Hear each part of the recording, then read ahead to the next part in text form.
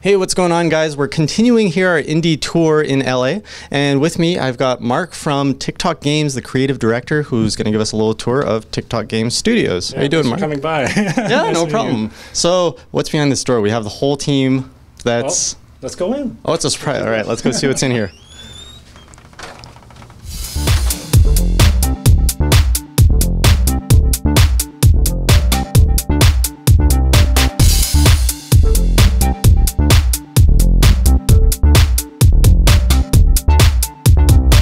So as you can see, we're a pretty big company. We do multiple projects at the same time. So, you know, I'll give you a rundown of what everybody's doing and how we got to where we are with Pip. All right, awesome. All right, Mark. So what are you going to be showing us today through all these different stations? Well, I'm going to start you off with just showing you how the conception of Pip came to be. So, I've been looking through my library. There's a lot of really old stuff here, so bear with me. But I'll nostalgia time. But pretty much the game came to be through an idea of, you know, I used to work in pixels when I was at WayForward, and, you know, doing animation and game design related to pixels made me want to do something where you can see the evolution process of, you know, different abilities you can do depending on your resolution. So from that idea, I pitched it to Sharif, and he loved it, and that's kind of how we came out with the story idea.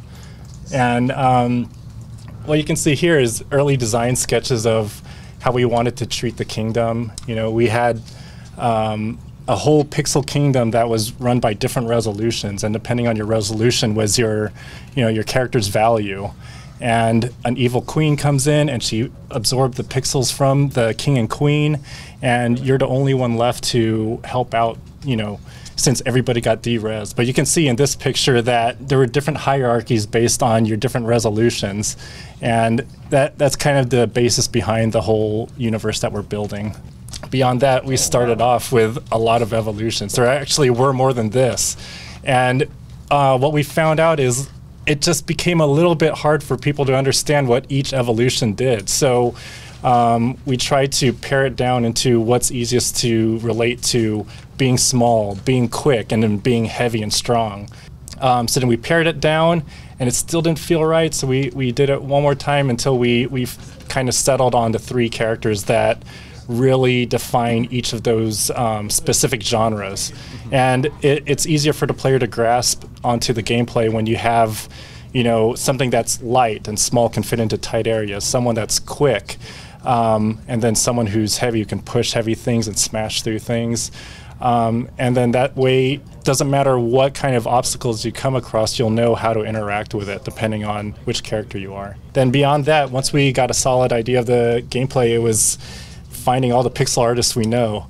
And you know, from working on games on GBA in the past, I have a lot of history with different pixel artists. So, you know, it was a matter of making these calls to these guys who are hidden out in, you know, other countries. You know, it's very hard to find professional pixel artists because it's an art form that isn't super popular these days. So to get these guys out of the woodworks is pretty much like finding Rambo in the forest. And beyond that, we went into some enemy designs. And here we are with, we have this guy, Eddie Moreno, who just constantly kept putting out different enemies and ideas. And it's a matter of like saying, okay, that one looks really cool, but how does that tie into evolution? How is this guy going to work with, you know, running? And then how is this going to work with, you know, you need to smash it or something goo? like that. Is that goo in between these guys? Yeah, it's like a goopy jelly thing. So when he jumps, there's a transition. It slams back into yeah. So he just kept going and going through all of these different enemy ideas. And, you know, it was really cool to see what we could use. And then from there, it was a matter of going straight into the game and, you know, getting things into Unity and starting level design. So. All right, so that's somewhere else. And from there, I can introduce you to Kyle. Kyle's our level designer on the title. Hi. Hey, Kyle. Hi. Jason, nice to meet you. Nice to meet you. So you kind of set up the challenge for the player, essentially. Yeah, it was a lot of fun. So if it's frustrating, you're the one we should hate, right? Well, he approved it, so at the end of the day, it was actually his fault.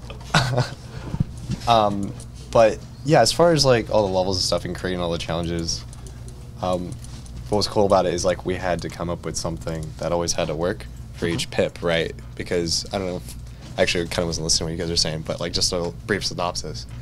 Like Pip 1 can float, you know, he's like really small, and then Pip 2 is agile and he can jump up walls, and Pip 3 is a little bit heavier and can break blocks with his sword, right?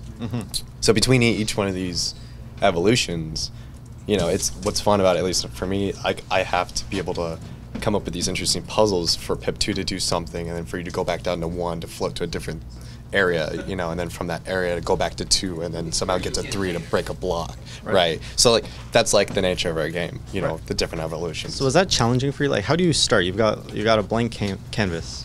So did you have a kind of a process to, like, would you always start with, okay, let's do one puzzle for his lowest res, then start building up from there, or?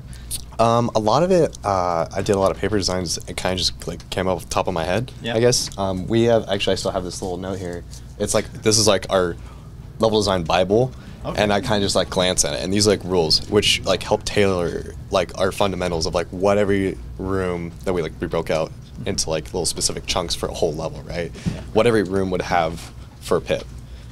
So a lot of it would be like, okay, well, I want to introduce, you know, maybe something with like mushrooms. And for Mark, he said, okay, well, mushrooms are going to do this for Pip 1, which make him jump really high. Pip 2, not jump as high. And Pip 3, he just squashes it because he's kind of fat, right? Because he's a bigger... Too many pixels. Right, exactly.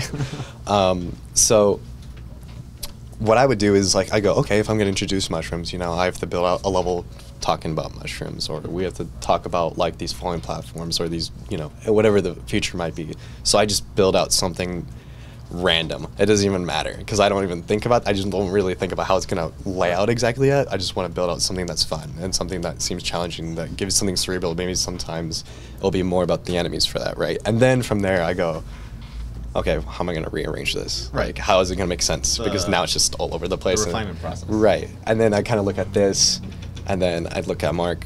I let some people play it. I let Josh play it, you know. So it was just like this whole chaotic thing, I guess, but it was like a weird chaotic mess that after a while it's like, okay, well, my goals were mushrooms, platforms, and falling blocks, right? And then I just kind of like make it seem like it has this nice flow that goes into that. This is actually level 3. This is super old. But, you know, we break it down into rooms. We say, okay, well, this room is going to be, you know, 2 wide by 1 tall. And we start, you know, branching out this way, and they go, okay, well, it can be in that room. And this one was actually Jeff's level, and he was saying, like, okay, well, this is where we want a villager possibly, and this is where we want these mushrooms to be, and then maybe we'll go up, and then we hit a checkpoint, you know. So we broke every level down in that sense, and just a really huge broad stroke, just blocking it out to understand, like, how it's going to flow and what is going to go in that level. So like every level was essentially made like this. Because it was like easy to just like build really quick, understand it before we can throw it into the editor. And then from there it's like, oh, okay. So that's the next step. It goes straight to the editor from paper. Like, you just start. Well, because when I do this, I really want to start playing it. Like, I'm like, I can start to visually see it. Like when I say like, oh, this is the mushroom intro that goes right into this. I can visualize in my head. And at that point, I go, I need to put in the editor. I need to play it, because now I need to make the fun. Because making the fun is just playing it, right? Like that's always what it comes down to, and it's just iterating, like constantly, like making that level, like beating it down till it, and you get to that fun. Yeah, that rhythm. Yeah, it's like it's really hard to explain, I guess. But like you'll see, like if you play the game, like that this level by itself went through at least 10 iterations per room, just to get something that we're like, that seems about right. You know, so. It seems like we did one pass. I guess most people don't realize, like, no, these levels probably took a while because we were just constantly, like, changing them, like, until we got something that we liked. So do you have a level that you're, like, most proud of, that's something that's like, wow, like, this is your level? I'm really biased toward the Olmec. The whole, he's a little stone creature that Pip can ride. Oh, right. If you're fat Pip, you basically crush him. Right. I really love him, and I've always saw him as like my little like sidekick. Every time I try to use him as much as I could, but a lot of people kind of were like, I don't want to just sit there. I'm like, he's the best guy ever. He's so happy, and like he carries you along every level.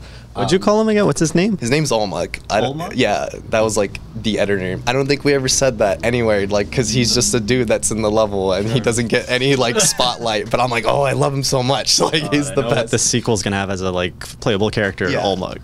Yeah, at the Catch very the wall mug. at the very end, I really like kind of pushed toward it. Like if you get to the end, of, like it's one of the last rooms before you fight the final boss. Like no spoilers or anything, but Yeah. okay, this is a light spoiler. It's a spoiler, All right, but warning. Yeah.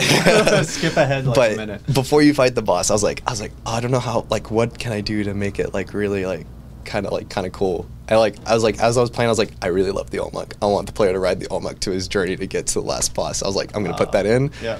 No one said anything. Everyone was like, I kind of like it. I was like, cool, because I like Olmec too. So that's why I did it. Nice. He'd make a good plushie, actually. Oh, yeah. Something to think about. Yeah, that's what we want to do. I think at some point, Shreep's trying to push it. I told him like, we need that. But He has that companion cube feel to him, kind of. yeah, exactly. Awesome. So Oh, yeah. once we've got so now we've got the concept art that happened here. The level designs happen. So now what's missing? Well, from there, I'd say you would go over to Josh. Josh is our technical artist. Hey, Josh. Just got everyone around here. Once we got levels solid, Josh comes in, he puts in the effects, and he starts the cinematic part of it. So what he can show you right now is kind of like one of our first cinematic scenes in the game when you get introduced to the queen. Okay, nice. Yeah. All right. Alright, so this is the Queen cinematic where she depixelizes the king and queen and destroys these two guards. So, like, in order to do the cinematics, like, the animators would animate all these animations separately. Right. So, from that point, I'll take them all, I'll place all the characters, and then I'll go into our little node-based scripting system here, and I'll set up each character with all their actions and dialogue. So, right here is, like, all the queen stuff that she does. But yeah, that's how all the actions web themselves together. Yeah. It's really interesting. When I saw them do it, I'm like, oh, I can almost understand that. Yeah, so you can see it break down where she's like, oh, this is right here. She's like talking, so she's like idling in the air, So and are like these like animation cue? Each box represents an animation. it could be an animation. It can be a new dialogue. It could be spawning Basically the an effects. event, a new Yeah, event. any type of event, pretty much. So like, I pretty much set all these whips together, and then like, I also not that. I also put together all the effects. So like, she plays like a bolt. The whatchamacallit, the princess has like an orb around her when the pixel gets stuck out. So I placed all those. I also created them and like designed them. So I can show you that. Where's the game scene? Here we go, real quick. So like you can see as I go through, and these are all her. So this is you just talking going through points. the events, but Yeah. Okay. See, and then the effects come in and like, yeah. Nice. What's your again? I'll ask the same question as back here. What's your favorite cutscene to work on? Oh, my favorite cutscene in the game was the man, there's a couple. I think my favorite one is the one in caves where Oh, I think I know the one. yeah. Where the fish? No, before that. When you first come in and Sir Chad comes in, and he's like talking to the princess, and he's like talking you down, and then his two guards come in. Like originally they called Lenny and Benny, Yeah. but it's not like Simpsons. I was like, man, it'd be funny if they're named Lenny and Carl. Yeah, I So picked Lenny up and on Carl that. come in, and like they like trash talk Pip again, and like they send him down into the caves. So that was a really cool intro to a level, to a world, really. All right. Well, Mark, thank you so much for giving us a tour of Thank Tic you Toc for coming Games. by.